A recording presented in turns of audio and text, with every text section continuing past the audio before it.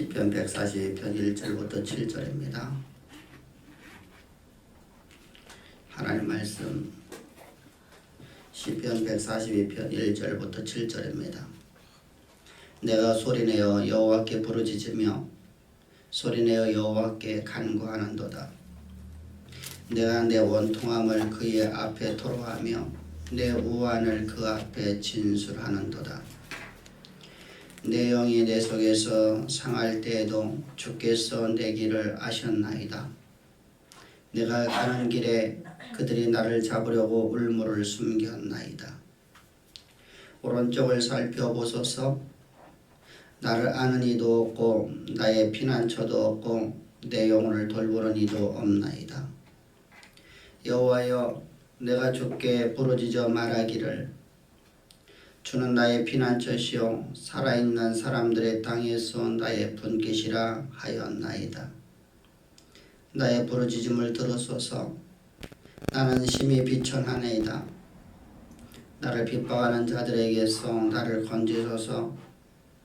그들은 나보다 강하니이다. 내 영혼을 옥에서 이끌어내사 주의 이름을 감사하게 하소서. 주께서 나에게 갚아주시리니 의인들이 나를 들으리이다. 아멘. 아멘. 우리가 계속해서 이어서 소망의 다섯 번째 시간이 왔습니다. 소망이란 도대체 무엇일까? 히브리서 기자를 통해서는 히브리서 12장 1절에서 인내로서 우리 앞에 당한 경주를 경주하자라고 우리에게 소망을 가진 자들에게 선포를 하고 있습니다. 우리는 우리가 인내로서 우리 앞에 있는 경주를 경주하는 자들이 되라는 겁니다. 왜냐하면 우리 마음의 병이 들게 되면 소망이 속히 이루어지지 아니하면 나타난 증상이 바로 인내심이기 때문입니다. 소망이 이루어지지 아니하면 우리가 승리하는 것은 고사하고 절망과 좌절 또는 불신과 열정의 상실, 두려움, 슬픔, 회의에서 냉소 또는 낙심에서 우울 등 이런 마음의 병들이 일어나서 우리가 승리하는 건 고사하고 경주를 완주할 수 없는 지경에 이르게 되는 마음의 병이 든다는 말입니다. 그래서 잠언서 13장 12절은 성경에서 우리에게 이렇게 말씀합니다. 소망이 더디 이루게 되면 그것이 마음을 상하게 하나니 소원을 이루는 것은 곧 생명나무라고 말씀을 하십니다. 이처럼 우리가 소망이 속히 이루어지지 않았을 적에 우리 심령 속에 우리 안에 불신과 냉소와 회의 이런 것들이 자꾸만 생겨나게 됩니다. 과연 하나님께서는 나와 함께 하시는가? 과연 하나님께 나를 사랑하시는 것인가? 왜 나에게만 유독하지 아니하시는 것처럼 보여질까? 왜 하나님께서는 생존하신 하나님이라고 우리에게 말씀하였지만 내 삶 속에서는 사신 하나님이 아니라 그저 조금 멀리 방천에서 우리만 바라보고 계시는 하나님처럼 느껴지는 것들, 이런 감각으로 말미암아서 우리는 하나님의 말씀을 불신하게 되고 의심하게 되고 하나님께서 나를 사랑하지 아니한다는 지경에 이르게 된단 말입니다. 이로 말미암아서 우리는 모든 것을 포기하게 되고 우리는 신앙에서 잘못하면 떠나가기까지 하는 경우가 있는 것을 보게 됩니다. 오늘 이스라엘의 위대한 전사였던 다윗의 모습을 바라봅시다. 다윗은 그런 상황 속에서 어떻게 승리의 삶을 살아갔는지, 다윗은 영혼의 병이 들어있는 그런 상황 속에서 어떻게 그는 어떤 치료법을 가지고 그는 온전하게 치료했으며 그에게 주신 하나님의 소망의 말씀이 그의 삶을 온전히 지배했고 그의 삶 속에서 그대로 성취되었는지 오늘 다윗의 모습을 바라봅니다. 다윗은 하나님의 뜻을 따라서 아버지 하나님의 그 일꾼으로서 삶을 살아갑니다. 그가 17살 적에 하나님의 그를 찾아오셔서 하나님의 사자를 통해서 그에게 왕이가 된다고, 이스라엘의 왕이 된다라고 기름을 부어주고 갔습니다. 그 이후에 그는 아버지의 나라를 위해서, 하나님의 영광을 위해서 그는 온전한 삶을 살아갑니다.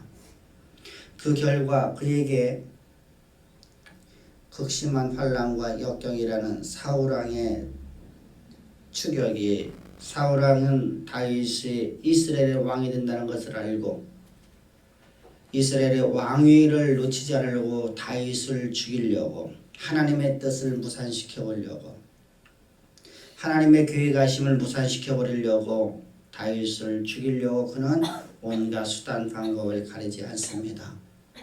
심지어는 자기의 딸을 줘가면서 결혼을 시킵니다.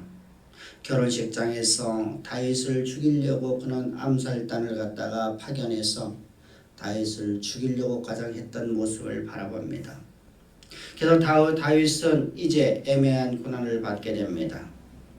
하나님의 일을 하다가 그가 지금 엄청난 환난과 역경을 당합니다.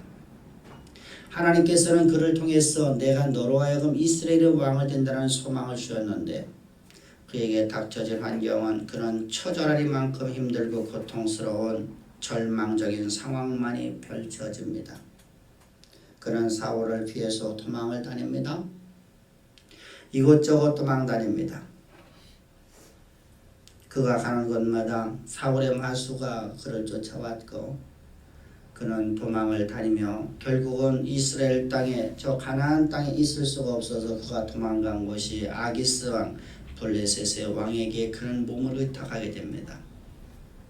근데 그 블레셋의 아기스의 왕에게 몸을 의탁했을 적에 아기스가 흔쾌히 응해 주었는데, 문제는 아기스의 군대 장관들의 모습이었습니다. 그들은 이렇게 말을 합니다. 왕에게 진언하기를 갖다가, 왕이여, 다윗은 우리의 대적 중에 사울보다 더 큰 대적이요. 다윗을 지금 우리가 죽이지 않으면 우리 앞에 앞으로 큰 화벌이 있을 것이니 다윗을 죽이는 것이 마땅하오. 그래서 아기스는 다윗을 죽이려고 마음을 먹게 되었고, 그때 하나님의 영으로 말미암아서 그 상황을 알게 되었던, 그 소식을 듣게 되었던 다윗은 성문에서 성문을 벅벅 긁으며 침을 입에서 줄줄 흘려서 침이 수염에 흘러 타고 내려가듯 그는 미친 척을 했습니다. 그로 말미암아서 그는 간신히 살아났습니다. 아기스가 내가 미친 사람을 죽이면 내 칼이 더럽도다. 내 권위가 상실된다. 미친 사람을 어떻게 죽일 수 있겠니? 라고 해서 그가 생명을 살게 되었습니다. 그래서 그가 이제 그 블레셋 지경에 있을 수 없어서 그가 도망을 나옵니다. 그래서 이스라엘로 나왔는데, 문제는 이스라엘 땅에 지금까지 다윗을 쫓아다니던 사람들이 국경지대에서 기다리고 있는 것입니다. 그래서 다윗이 도망간 곳을 향해서 바라보고 있는 저들 앞에 다시 도망을 해서 그가 간 곳이 바로 아둘람 굴입니다. 오늘 본시는 아둘람 굴에 있을 적에, 그래서 본시의 표제를 보면 이렇게 말씀하고, 다윗이 굴에 있을 때 지은 마스겔의 기도라는 머릿말이 붙어 있습니다. 지금 다윗이 굴에 있을 때라는 것은 아둘람 굴에로 그가 피했을 적이고, 마스겔이라는 건 교훈적인 시라는 것입니다. 반드시 너희들의 이 말씀, 이 다윗의 기도를 반드시 믿음의 사람들은, 모든 신앙인들은, 모든 이스라엘은, 영적인 이스라엘은 모두가 다 이 말씀을 교훈으로 삼으라 라고 하는 것입니다. 근데 여기서 우리가 먼저 하나를 갖다가 이해하고 넘어갈 게 있습니다. 우리가 시편을 읽게 되면 시편에서 나를 구원하소서, 나를 도와주소서, 이러한 우리말 번역은 있습니다. 근데 전 세계에서 어떤 언어도 존대어가 있는 나라는 한글밖에 없다는 사실입니다. 전 세계 어떤 언어도 존대어가 없습니다. 모두가 다 명령형입니다. 모두가 다 명령형밖에 없습니다. 그러나 우리나라는 명령형이 없어요. 명령형이라는 것이 있고 또 존대어가 또 따로 있단 말입니다. 그래서 우리말로 번역될 적에 문제가 번역상 문제가 된다는 것이죠. 그래서 어떻게 보면은 오늘 우리가 세상에서 우리가 자기 각자의 신들에게 섬기고 있는 신들에게 기도하는 내용이나 우리 시편의 내용을 보면 똑같아 보이거든요. 그냥 이렇게 주시옵소서, 이렇게 해주시옵소서, 나를 좀 이렇게 좀 도와주시옵소서 라는 내용으로 들어집니다. 그러나 성경은 특별히 더 히브리어가 헬라어에는 더욱더 명령어만 쓰여 있다는 거예요. 명령어만. 촌대어가 없단 말입니다. 따라서 시편을 갖다가 읽을 적에 여러분들이 꼭 조심해야 될 것이 바로 믿음으로 우리가 입술을 우리가 고백을 해야 됩니다. 다윗은 지금 하나님 앞에 제가 좀 토론을 하고 있는데, 기도를 하고 있는데, 찬양을 하고 있는데, 그가 지금 이렇게 고백을 하고 있는 것입니다. 내 영혼이 지금 병이 들었나이다. 내가 지금 너무너무나 힘들고 고통스러운 삶을 내가 살고 있나이다. 하나님께서 나를 통해서 이스라엘의 왕 삼으신다고 약속하시고 그 소망의 말씀은 언제 이루어지겠나이까. 절망에 빠질 수밖에 없는 상황이 그 삶을 온전히 지배할 때 그의 모든 삶에서의 상황이 절망적일 적에 그는 이렇게 기도를 합니다. 하나님이여, 하나님이여, 나를 도우라, 나를 도우라. 하나님이여, 하나님이여, 하나님은 나의 분깃 아닙니까? 하나님이 자신이 나의 상급 아닙니까? 하나님이 오늘도 나와 함께 하시는 하나님의 유산이 바로 하나님 자신 아닙니까?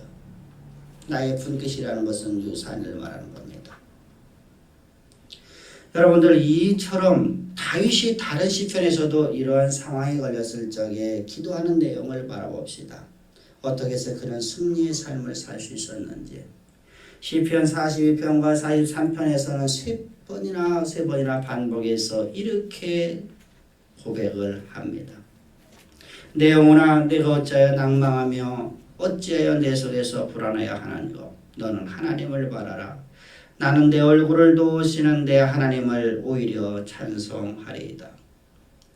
여러분들, 다윗이라니 우리 믿음의 선배였던, 믿음의 용장이었었던, 모든 사람들이 숭앙하고 모든 사람들이 믿음의 사람 하면은 다 떠올리는 다윗이라는 인생은 이렇게 고백을 합니다. 나도 여러분들과 같이 절망적인 상황, 아니 나는 생명의 위기를 수도 없이 많이 겪었습니다. 나를 돕는 자도 없고, 여러분 지금 아둘람 굴에 숨어 있을 적에는 그에게는 어떤 동역자도 없었습니다. 그를 도울 수 있는 사람이 아무도 없었습니다. 그를 도왔던 저 노베에서 제사장들이 그를 도왔을 적에 제사장들이 다 죽여버렸어요, 사울왕이. 그래서 그 소식이 다 들려졌기 때문에 다윗을 도울 사람이 아무도 없어. 사울 왕을 두려워했기 때문에. 여러분들 사무엘 선지자도 다윗을 도울 수가 없어요. 어느 누구도 도울 수가 없어요. 절망적입니다. 그런데 여러분 지금 적군은 여러분들 지금 내 앞에 코앞에 다가왔습니다. 이제 내 생명은 풍전등화의 위기에 처해 있습니다. 이런 처절한 환경 같은 환경을 만날 때마다 그는 이렇게 고백을 합니다. 내 영혼아, 네가 어째 낭망하니? 어째 내 속에서 불안하여 하고 있니? 내가 왜 영혼이 병들고 있니? 너 왜 의심하니? 또 왜 절망하니? 왜 낙담하니? 하나님을 내가 바라라. 그 전능하신 하나님, 모든 만물을 창조하신 창조주 하나님을 바라라. 나는 내 얼굴을 도우시는 하나님을 오히려 내가 찬송하리로다. 나는 오히려 하나님을 찬송하리로다. 이 절망적인 상황이지만 오히려 하나님께서 이 상황을 반드시 역전시키셔서 하나님께서 슬퍼하는 나에게, 절망적인 나에게 하나님께서는 찬송의 노래를 부르는, 승리의 삶을 살아가는 하나님의 언약의 통로가 되어지는 하나님의 그 영광이 가득 드러나는 가장 아름다운 인생으로 하나님께 나를 반드시 이루실 하나님의 심이 때문에 나는 그 하나님을 오히려 찬송하리이다. 바로 이것이 다윗을 치료하는 치료법이었습니다. 절망에 빠져 있었던 낙담에 빠져 있었던, 슬픔에 빠져 있었던, 우울에 빠져 있었던 그러한 다윗을 치료하는 치료법은 바로 하나님 앞에 나가는 것이었습니다. 하나님 앞에 나가 하나님의 음성을 듣는 것이었습니다. 여기서 우리가 또한 하나를 중요하게 여길 것은 소망이 속히 이르지 아니하고 소망이 더디 이루어져서 우리 삶 가운데 고난이 있는 것은 우리에게 불이익이 아니라는 사실입니다. 우리가 더욱더 나빠진다는 게 아니라는 말입니다. 오히려 그런 경험이 우리를 참 믿음의 사람으로 바꿔가는 것을 보게 됩니다. 우리의 믿음의 용장 중에 위대한 믿음의 사람 아브라함과 사라를 바라보십시다.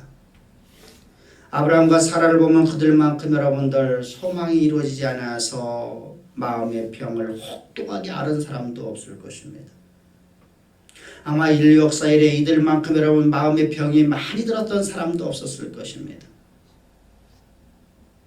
그들은 내년 이맘때 하나님께서 너에게 아들을 주린다는 하나님의 약속의 말씀을 들을 적에 하나님의 현현에서 하나님께서 말씀을 주실 적에 하나님의 영광 중에 하나님이 그에게 말씀을 하실 적에 그는 속으로 그럽니다. 내가 24년이나 기다렸는데도 하나님께서 약속하신 말씀은 여망하였고 더군다나 내 나이가 100살이 되어서 이제 내 나이가 죽을 나이인데 내 몸도 죽었고 나라는 존재는 이제 아무런 쓸모없는 아무런 희망도 없는 존재인데 이런 존재를 통해서 하나님께서 어찌 아들을 낳을 수 있겠으려 그가 하나님 앞에서 웃었더라 비웃었더라 라고 말합니다.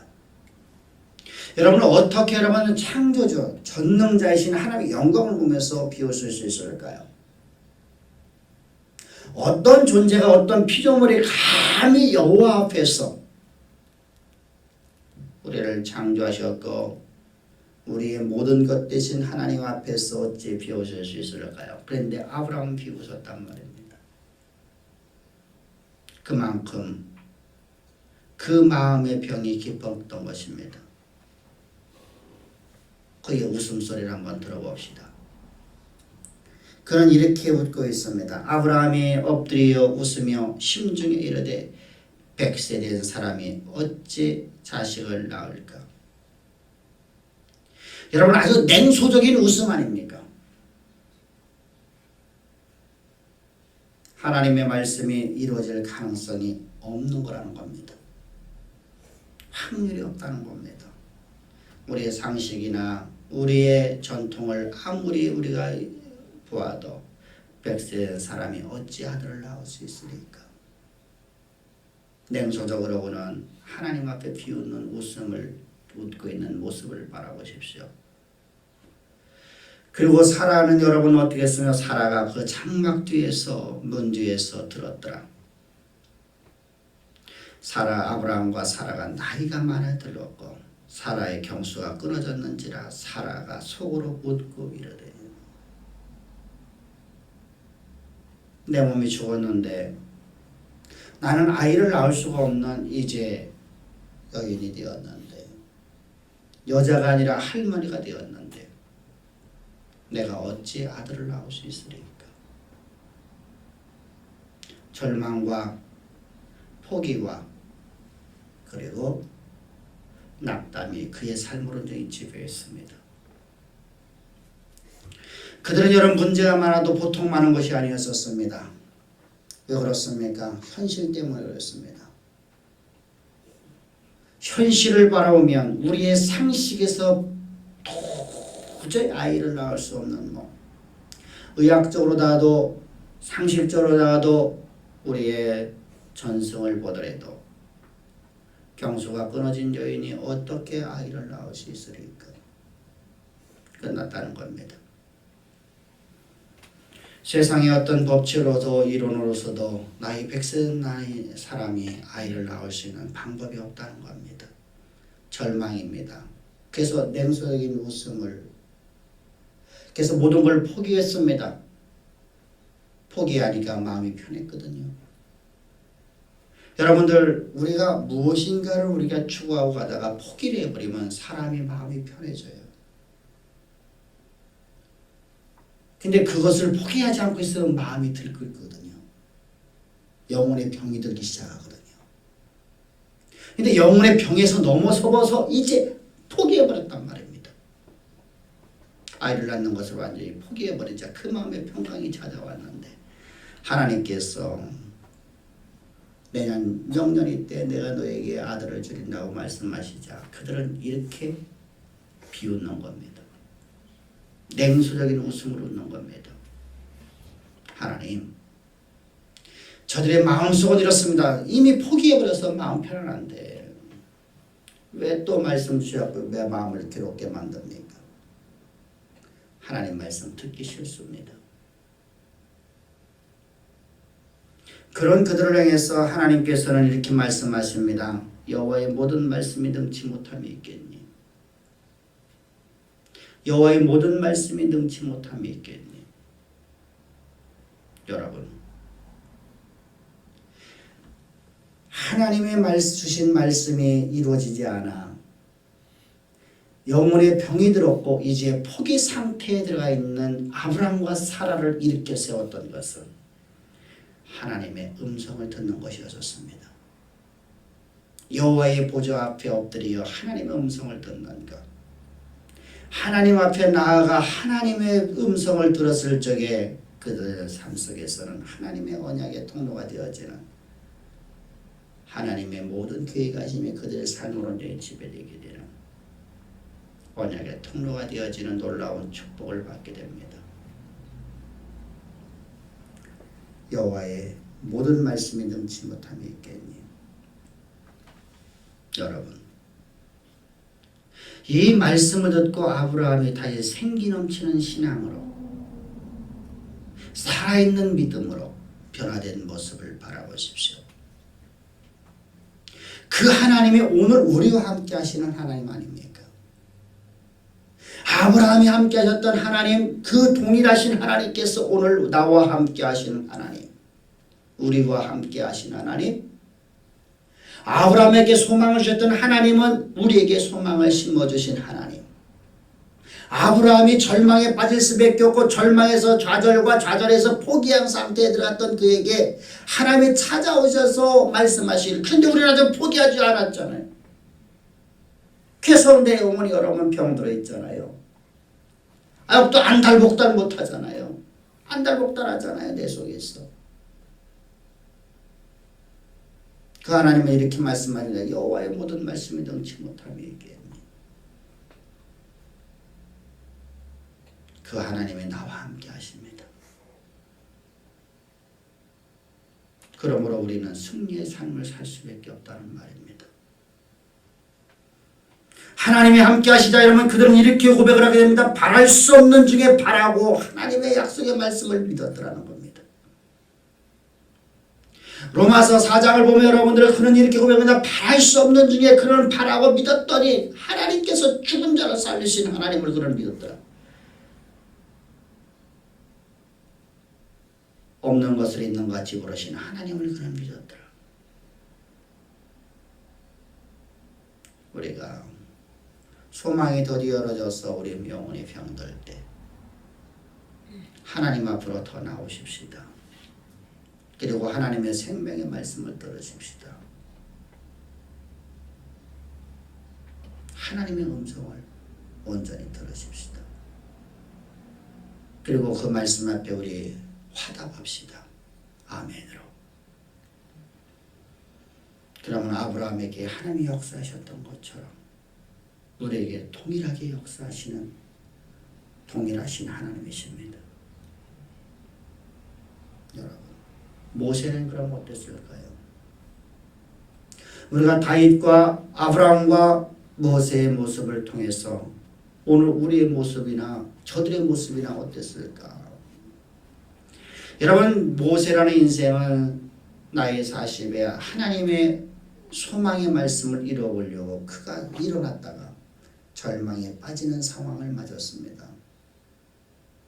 그래서 모든 것을 포기할 수밖에 없는 상황, 현실이 그에게 주어졌습니다. 그리고 그는 모든 걸 포기했습니다. 그는 모든 걸 포기하자 그 마음에 평안이 찾아왔습니다.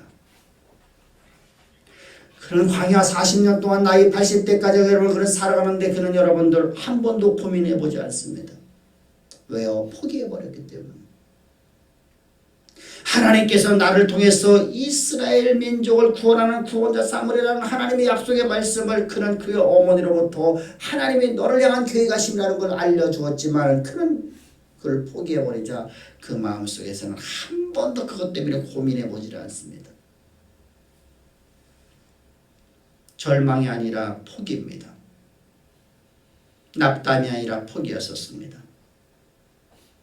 슬픔이 아니라 포기였었습니다. 그는 모든 걸 다 포기하고 이제 그의 삶에서 그는 하루하루 살아가는 것이 만족하는 삶을 살아가던 그에게 어느 날 하나님이 그를 찾아오셨습니다. 그것이 나이 80대였을 때입니다. 그때 하나님이 말씀하십니다. 모세야 모세야, 내가 너로 하여금 내 백성 이스라엘을 애굽에서 인도하는 내가 자가 되게 하리라. 그랬더니 여러분 그런 지독한 냉소적인 반응을 보입니다. 포기해버려서 내 마음이 편한데 하나님 왜 나에게 이런 말씀 주십니까? 나 못합니다. 내 현실을 바라보십시오. 내 상황을 바라보십시오. 나는 여러분 하나님께서 나를 보십시오. 내 모습은 어떻습니까? 더 잘 알지 않습니까? 내 나이가 80이 되어서 인생의 황혼역입니다. 이제 저승길을 준비하고 있는 내게, 저승길을 준비하고 있는 내게 이제 새 일을 시작하라니요. 할 수 없습니다.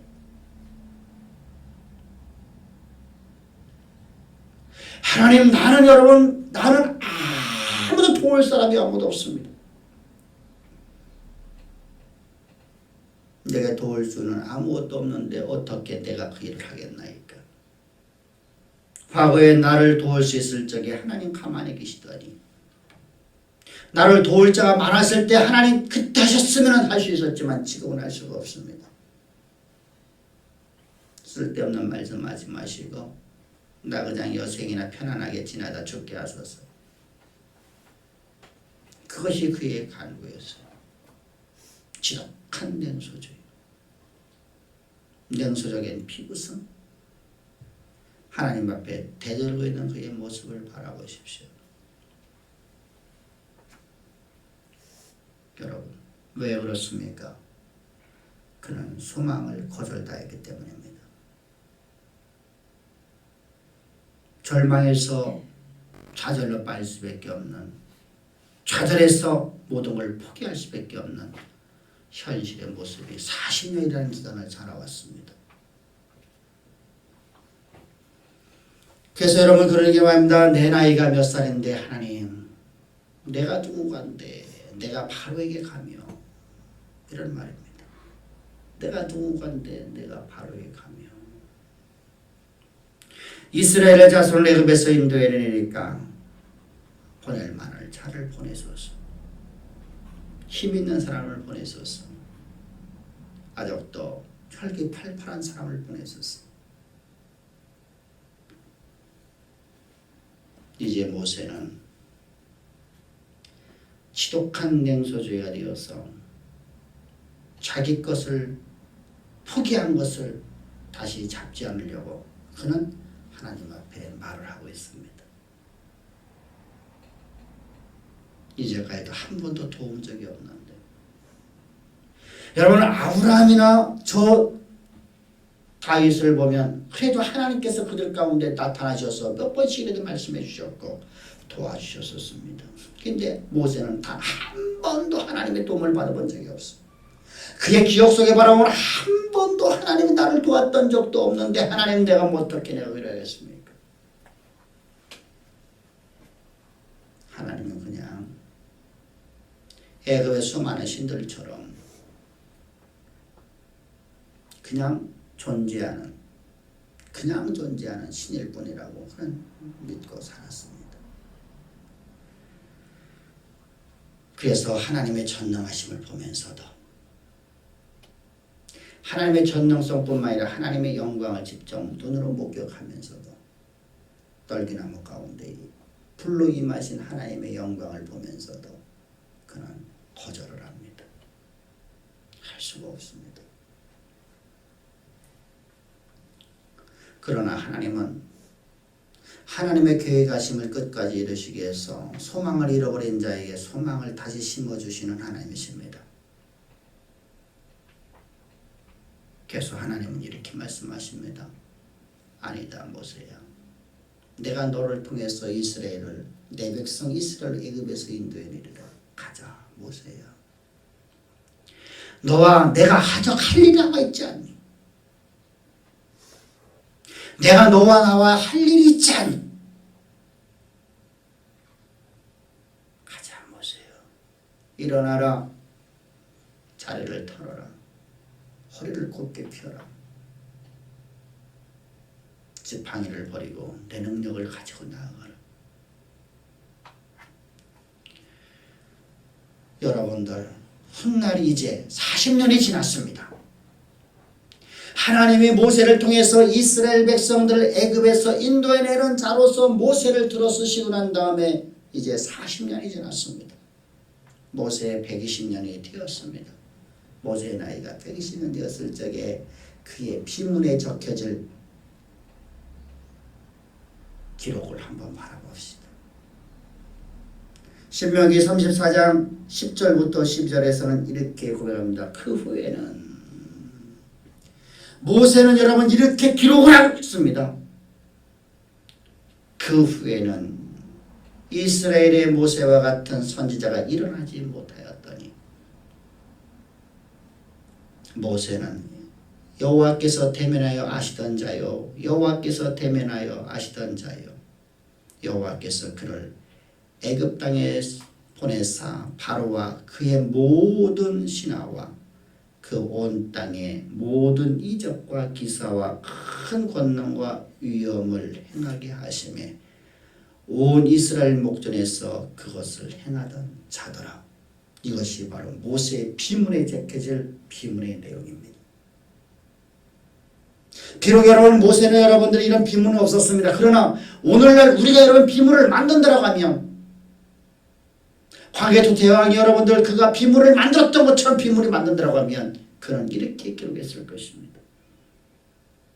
그의 묘비명에 하나님이 함께 하시던 자라. 하나님의 권능을 갖고 살아가는데 그 이후에 어떤 자도 모세와 같은 사람이 없었더라. 애굽에서 나이 80이 넘은 그런 인생 모든 걸 좌절과 포기와 절망과 모든 것이 끝장나버렸다고 생각하는 냉수주의했던 그런 인생을 들으셔서 하나님께 소망을 다시 심어주시고 그를 들으셨어. 이스라엘을 애굽에서 인도해내셨고 광야의 길에서 이스라엘 백성들의 큰 기사와 이적을 모든 것을 행하시는 여호와의 영광을 이스라엘 목전에서 행하게 하던 자라.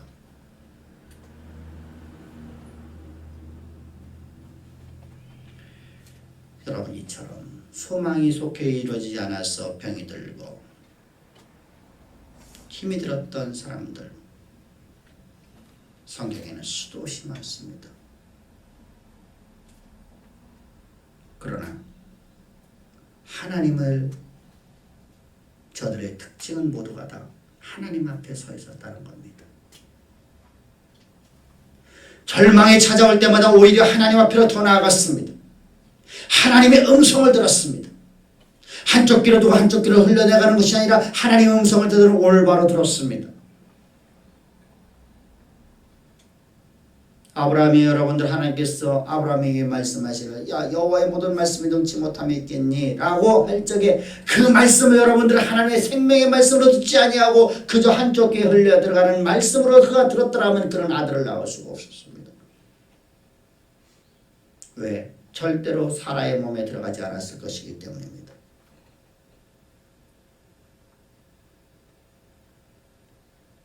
근데 여러분 그 말씀을 그는 믿었습니다. 하나님 말씀에 여러분 그는 집중했습니다. 하나님의 말씀에 여러분 저의 모든 우리 믿음의 선진들은 집중을 했습니다. 그리고 말씀 앞에 내 이성을 꺾었습니다. 내 상식을 꺾었습니다. 그래서 성경은 우리에게 소망을 가진 자들이라고 합니다. 소망이란 무슨 말입니까? 티크바. 하나로 꼬아서 하나가 되는 겁니다. 서로 다른 객체가 꼬아져서 하나가 되는 것. 바로 하나님과 우리가 온전히 깨어져서 하나님의 보좌에 우리가 붙들어 맺는 것입니다. 그래서 영혼의 탓이라고 말하지 않습니까? 하나님의 보좌에 붙들어 맺은 존재들. 하나님의 음성을 들을 수밖에 없는 존재들. 하나님의 음성을 듣고 하나님 말씀 앞에 아멘으로 화답하면 하나님은 오늘도 새로운 소망의 말씀을 우리에게 주시는 하나님이십니다.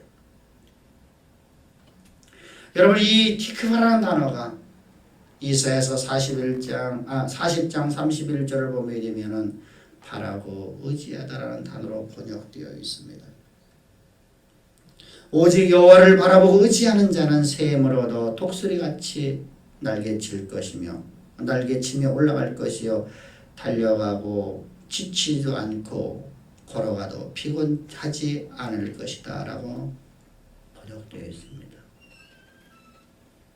여러분 우리가 역경을 만났을 적에 하나님 말씀이 우리 삶 가운데 이루어지지 않을 것 같은 환경이 우리 삶으로 지배할 적에 아니 내가 모든 걸 포기할 수밖에 없는 상황이 왔을 적에 우리는 이런 신앙을 고백을 해야 됩니다.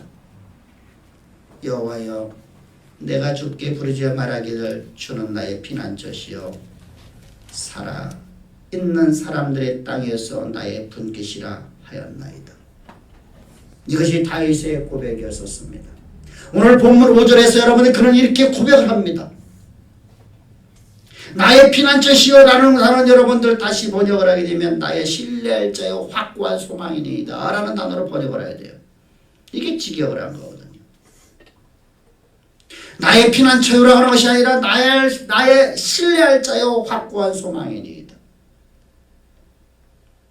또한 모든 사람들의 땅에서 살아있는 사람들의 땅에서 나의 분깃이라는 것은 바로 하나님이 이 분깃이라는 승리자들 전쟁에서 승리하는 자들에게 주는 이런 분깃입니다.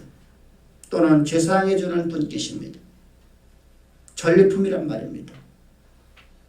승리자에게 주는 전리품. 사람들의 땅에서 나의 분깃이라는 것은 다시 말하면 다윗 자신의 유산은 하나님 자신이라는 겁니다. 하나님이 오늘도 나와 함께 하시기 때문에 하라는 겁니다. 그리고 이어서 7절에서 이렇게 고백을 합니다. 주께서 나에게 갚아주시리니 의인들이 나를 두르리이다. 하나님이 나를 갚아주시리니 내 원수의 목전에 사나게 나에게 상을 베푸시고 하나님이 내 원수에게 내 원수의 원수가 되셔서 모든 걸 갚아주시리니 의인들이 나를 두르리이다 라는 것은 다윗 자신이 의인들의 무리에 합류할 것이라는 겁니다. 여러분 이것이 다윗의 승리의 비결이었습니다. 아브라함의 승리의 비결이었고 모세의 승리의 비결이었습니다. 하나님의 언약의 통로가 되는 유일한 비결은 바로 여호와의 말씀 앞에 엎드리는 거였습니다. 그리고 우리 입술에서 신앙 고백입니다. 우리 입술에서 오늘 나는 어떤 고백이 나가고 있습니까? 힘들고 고통스럽고 소망의 말씀이 아닐 것 같은 상황이 내 앞에 있을 때 나의 신앙 고백은 과연 어떤 고백을 하고 있습니까? 하나님의 음성을 들어봅시다. 하나님은 이렇게 말씀하십니다. 대저 여호와의 모든 말씀에 능치 못함이 있겠니? 이 말씀이 우리의 심령을 온전히 사로잡아 이 말씀에 내가 사로잡힌 자로서 우리는 다윗처럼 하나님이 나의 분깃입니다. 내 원수의 목전에서 나에게 상을 베푸시고 하나님은 나의 상급이십니다 라는 고백이 우리 입술에서 나와야 될 줄 믿습니다. 이처럼 믿음의 사람들에게 하나님 주신 것은 용맹스러움입니다. 표하는 사자처럼 우리가 여러분들 유산을 받은 것은 바로 어떤 거냐? 용맹스러운 것을 우리는 받았어요. 우리가 아무것도 없어도 저 산을 지배하고 있는 호랑이처럼 용맹스러움으로 우리가 이 땅의 역사의 무대를 바꾸는 인생으로 살아갈 수 있도록 하나님 자신이 우리 상급되었다는 겁니다. 이 용맹스러움으로 우리 승리의 삶을 살아갑시다. 그리고 세상은 우리보다 작다는 걸 기억하십시다. 세상이 여러분들 내 눈에 보기에는 커 보이지만 나는 하나님의 나라의 황태자라는 겁니다. 세상의 주인이신 하나님의 황태자. 하나님은 우리가 여러분들 이 땅에서 여러분 살아가는 모습으로 우리가 살기를 원치 않습니다. 하나님은 우리가 왕이 되기를 원하십니다. 하나님은 우리가 왕이 되라는 것입니다. 그래서 우리는 왕의 삶을 살아가야 됩니다. 우리는 세상에 나의 발밑에 있다는 것을 기억합시다. 나는 크고 큰 존재로 하나님께 나를 창조하셨단 말입니다. 왜요? 하나님이 나의 분기시기 때문입니다. 기도드리겠습니다. 보배로우신 아버지, 찬양과 경배와 존귀와 영광을 주께 돌립니다. 우리를 이처럼 사랑하사